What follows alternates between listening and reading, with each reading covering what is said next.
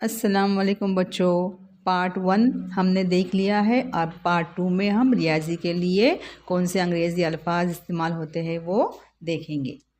3 हिंदसी आदत, 3 digit number, मुसल्लस ट्रायंगल, दहाई टेंस। दहाई का मकाम टेंस प्लेस।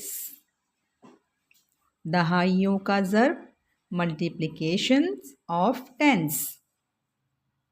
कैलेंडर तकवीम कैलेंडर। सिक्के coins. Note currency notes. Note की कीमत डेनोमिनेशन ऑफ अ नोट।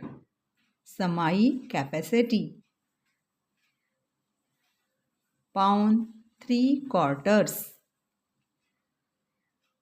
पहाड़ा मल्टीप्लिकेशन टेबल। पाव क्वार्टर। आगे का अदद नंबर आफ्टर। पूरा होल। सतह सरफेस। बड़ा अदद बनिस्बत बिगर नंबर।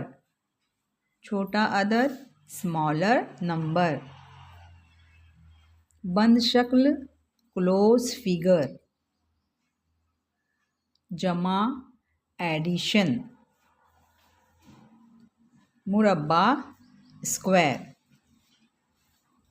अच्छा बच्चों, आगे की वीडियो के लिए नेक्स्ट पार्ट कमिंग सून।